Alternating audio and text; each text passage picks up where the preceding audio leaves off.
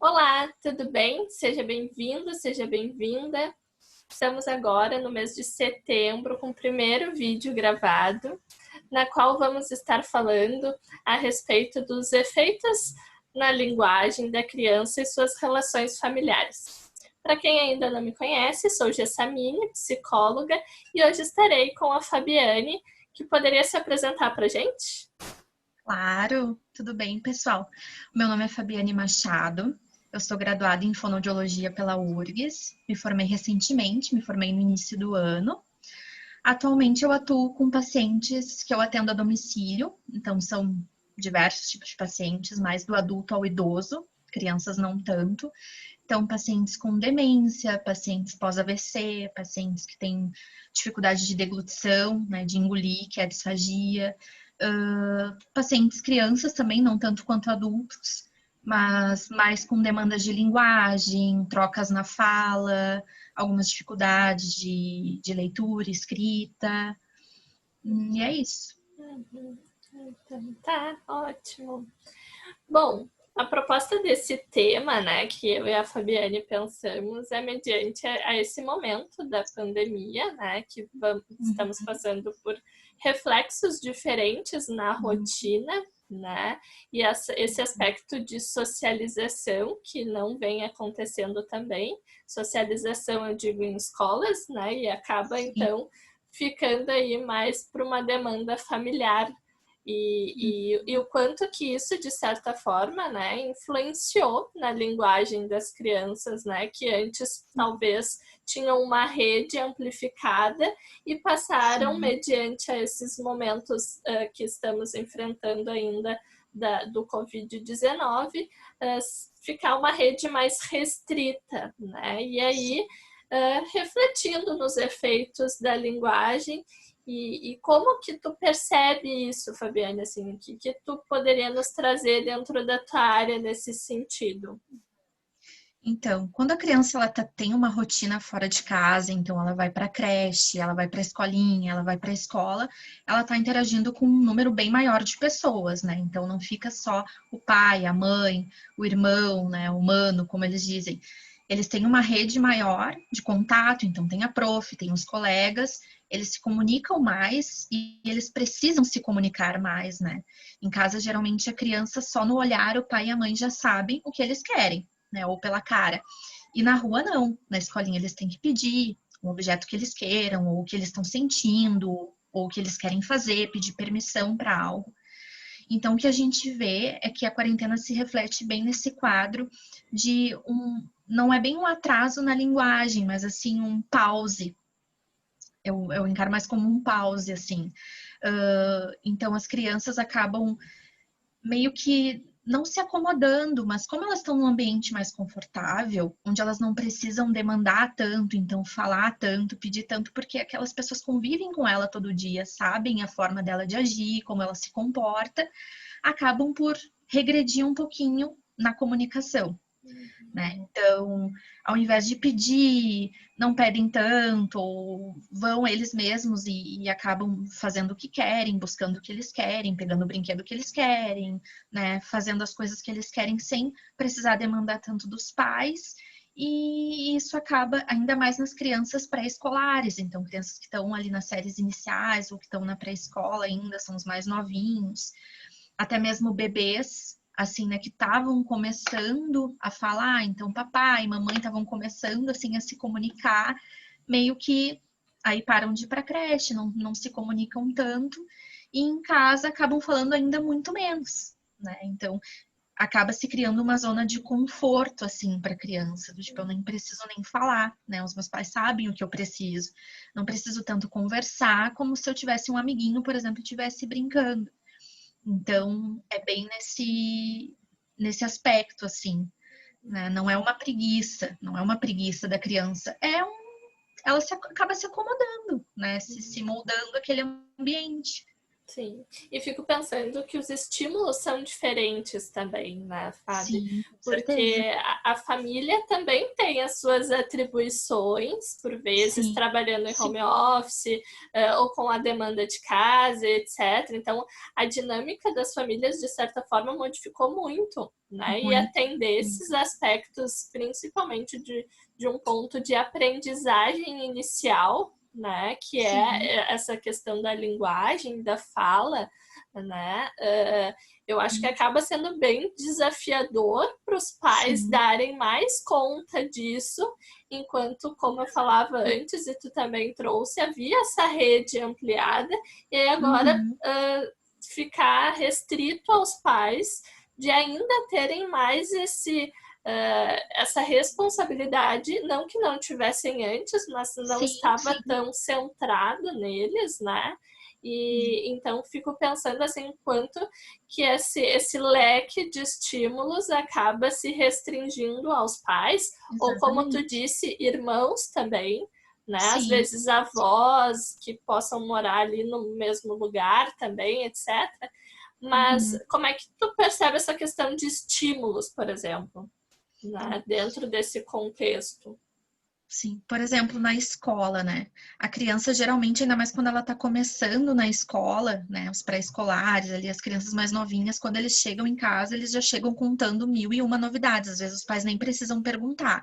Eles já vêm do caminho da escola até em casa contando tudo que eles fizeram, as brincadeiras que eles fizeram, que eles aprenderam, né? O que que o amiguinho fez, o que que a prof fez. E de repente não se tem mais isso, né? Então, na escola eles também têm horários, tem a hora do intervalo, tem a hora do lanche, né? Tem a hora de estudar, de fazer as atividades, né? De descansar um pouquinho. E aí essa rotina se atrapalha, né? E quando o adulto já sai de uma rotina a qual ele está acostumado, já gera um estranhamento, né? Então, nossa, eu saía todo dia para trabalhar, agora eu trabalho em casa, né? E eu ouço muito que o home office às vezes parece que é algo mais confortável, mas na prática talvez não tanto, porque tu vai ter que conciliar, né, a tua casa com o teu trabalho em casa. Então, é mais uma adaptação. Então, imagina para criança, né? Essa desorganização assim meio brusca que foi o início do isolamento social. Ah, eu ia para creche, agora eu não vou mais, mas aí eu vou voltar, né? Eu ouço relatos até de amigas assim que são mães e os filhos perguntam muito, tá, mas quando eu vou para a escolinha? Quando eu vou ver o meu amiguinho, né? E os estímulos na escola são totalmente diferentes dos estímulos em casa, né? Geralmente a criança tem os seus brinquedos, tem seu quarto, mas o que vem também atrapalhando um pouco na questão da linguagem e da comunicação é o uso excessivo de telas, né? Então, em casa, a gente acaba ficando bastante refém, até nós adultos, das telas. Então, a gente precisa de uma reunião no trabalho, a gente vai para o notebook, vai para o celular, né? Vai se comunicar por essa via. Aí a gente está sempre refém, né? Daquilo, até como experiência pessoal, às vezes, eu vou tentar ficar um pouco distante do celular, mas eu tenho que resolver alguma pendência, talvez aquela pessoa me ligue, talvez me mande mensagem, eu não tenho como sair disso. Isso se reflete também na questão da comunicação e da interação pela fala, né? Os pais acabam também ficando um pouco mais reféns das telas, às vezes nem por querer, muitas vezes, e as crianças também acabam indo mais para o celular, para os vídeos, né, para os desenhos, tudo mais virtual, e isso gera também um atraso assim na interação ali, na comunicação, o que não era visto na escolinha, né? Já que lá ela não tinha esse acesso constante. Ela tinha que interagir com as pessoas que estavam ali à sua volta, conversar, trocar, brincar. Então é bem forte assim essa mudança. Acho bem importante tu trazer essa implicação das redes sociais e da tela, como tu colocou, assim, né? Porque para uma criança não é a rede social, dependendo da idade, é o tablet Sim, que fica ali, né? Assim, e exatamente. até o campo de visão se modifica, né? Porque tu não enxerga mais o ambiente, tu só enxerga a tela que está Exatamente. aqui, né? Às vezes chama a criança e a criança não responde, ela tá tão submersa ali naquele mundo virtual que ela acaba não dando atenção, assim, a outros estímulos, né? E também excesso de estímulos, assim, como é ruim, né? Muitos estímulos ao mesmo tempo, né? Uma coisa mais desorganizada, a falta deles também é muito, né? Não benéfica, assim. Então, geralmente, os pais também, às vezes, por ter uma demanda muito grande em casa, tem que dar conta do serviço doméstico, das atribuições de casa e do home office, por exemplo, acabam também, bom, então vamos deixar ele se distrair um pouquinho, porque daí talvez ele fique mais quietinho no canto dele, né? E tudo bem, né? Os pais são humanos também, eles não estão fazendo aquilo com uma intenção ruim, mas talvez estabelecer uma rotina, né? Então, ter um momento ali para conversar, ter um momento para jogar um joguinho, né? Assim, a gente vê muito pouco, né? As crianças jogando joguinhos mais manuais, como a gente jogava quando era criança, é tudo mais virtual, é o joguinho do Crush Crush, é o joguinhos mais virtuais, assim, que não interagem tanto com o outro, né? É uma coisa mais individual. Então, talvez tenha um horário nessa rotina, né? O horário de ver o vídeo, de jogar aquele joguinho online, o horário de ler uma história com os pais, né? Ou com um irmão, conversar sobre o que leram, conversar sobre aquela historinha. Então, tentar remanejar essa rotina em casa, né? Sim. Sabe, a gente está falando, né, mais nesse aspecto de uma linguagem em nível mais primário, assim, né, de estar aprendendo. Mas agora, quando tu estava falando, eu fiquei pensando também no aspecto das crianças em alfabetização nesse momento, né, em que estão sendo privadas e em um momento tão importante do desenvolvimento, né? Como é que tu vê esse aspecto assim da linguagem em nível, uma coisa é uma linguagem em nível de uma aprendizagem da fala, outra coisa é uma linguagem em nível da aprendizagem de uma leitura, por exemplo, ou de uma alfabetização nesse sentido. Como é que tu vê essa outra fase dentro desse aspecto? Enfim, o complicado eu ouço relatos também de pais sobre isso, sobre essa aflição, né? Os pais não são professores, eles não têm essa formação, né? Então, eu ouço até relatos engraçados, assim, do tipo, tô tentando fazer aquela lição com a minha filha, e quando eu começo, ela já diz, mãe, não se irrita.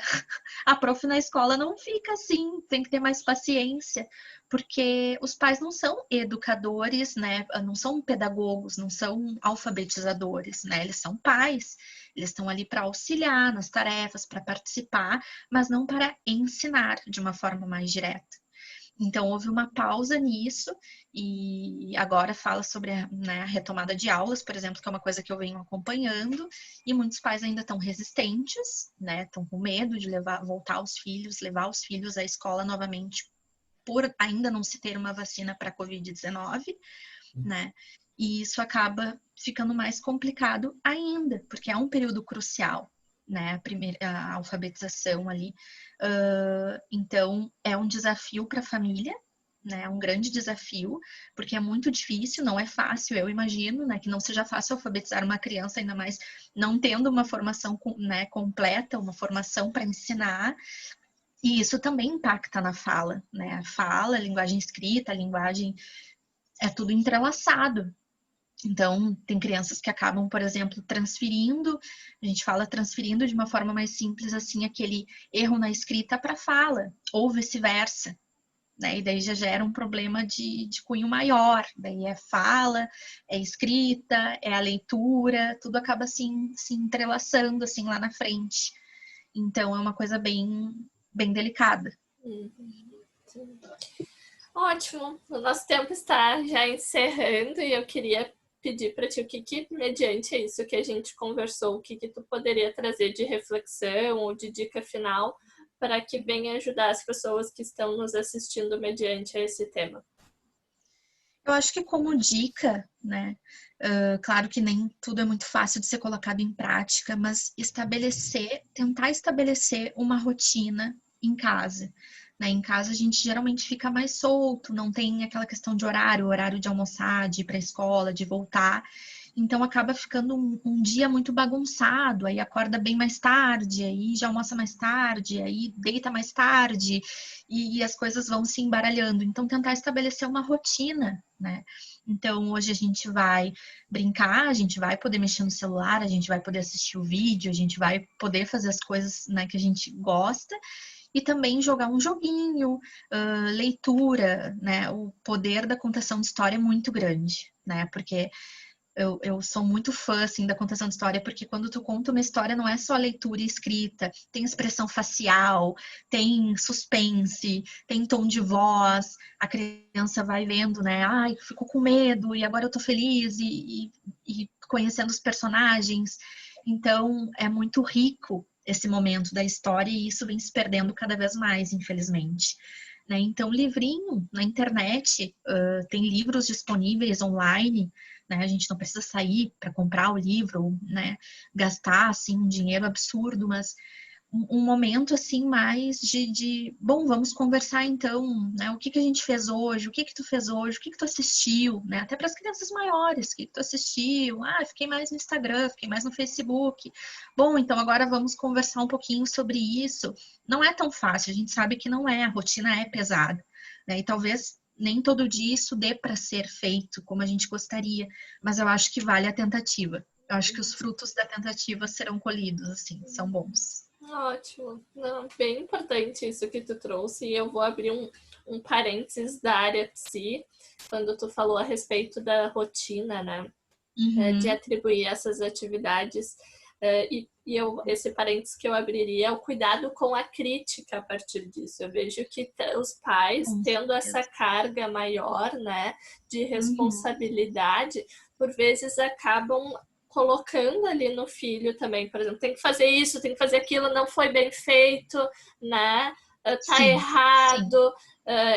Claro que possivelmente pode acontecer erros, possivelmente não venha a ser atendido como foi ali colocado e organizado, mas poder os pais também serem flexíveis no entendimento de que é um momento difícil para todos, sim, né? sim, para Inclusive todos. para a criança, para o adolescente. Então, poder ter esse olhar de compaixão, de cuidado, né? Em vez de criticar mais, elogiar mais. Porque Um quando a reforço mais criança. positivo, né? Exatamente, quando a criança faz e consegue, às vezes eu vejo que os pais dizem, não é mais que a tua obrigação, Sim, né? a clássica frase. E claro, eu entendo que os pais querem o melhor para essa criança e que talvez a Claro. educação deles foi dessa forma. Mas também poder olhar, refletindo que é um momento tão difícil, tantas perdas que a gente teve, né? E eu falo a gente Sim, porque eu e tu também tivemos, todos sim, estamos nesse contexto. Então, poder olhar com um olhar de compaixão também, né? De olhar para essa criança, olha que legal que tu fez, é pegar aquele sim, desenho no meio da reunião ali, e aí a criança vem com o desenho, a reunião sim. na tela, poder parar um pouquinho e olhar para o desenho da criança e dizer, Desenho, olha que bonito, né? Tá, nossa, que exatamente. legal. E não, peraí, para, olha aqui, tô na reunião, Uhum. né? Eu entendo que às vezes é difícil, é desafiador, mas Claro. ou talvez dizer, bota na geladeira, depois o pai ou a mãe olha, né? Mas Sim, ter um olhar o jeito, né? O cuidadoso. modo. O modo de Exatamente, se né? falar é muito importante, Sim. né? Até uma conhecida, uma amiga, assim, uma conhecida, ela me relatou que a filha dela tem feito exposições de arte. Então, ela faz vários desenhos, né? E vai colocando nas árvores no pátio em casa aqueles desenhos. Daí tem um horário que ela vai lá e chama os pais, e eles apreciam as artes e comentam, e ela, né, se maravilha com aquilo. É uma coisa tão simples, é um papel, um giz de cera e o teu olhar. É só aquilo. E para aquela criança significa tanto, né? Eu falei da contação de história também, mas fantoche. Esse brincar, infelizmente, vem se perdendo. O brincar, né? Com os brinquedos, explorar os brinquedos, os bonequinhos, montar uma casa, né? Bom, a gente tá aqui de quarentena, então o bonequinho também tá. Vamos lá, o papai, a mamãe, a casinha. Agora a mamãe vai fazer comida. São coisas tão simples e que precisam de tão pouco, não precisa ter o melhor brinquedo, não precisa ter a casa da Barbie. A gente pode construir até com coisas de casa, com aquele rolinho do papel higiênico que sobrou, com o palito do picolé. É mais rico ainda o momento de interação, né, de troca. Então são pequenas coisas que fazem muita diferença. Verdade. Muito obrigada por estar dividindo aí esse assunto tão importante e pertinente para os momentos em que estamos vivendo, Fábio. Eu que agradeço pelo convite. Tchauzinho, até a próxima. Tchau, até a próxima.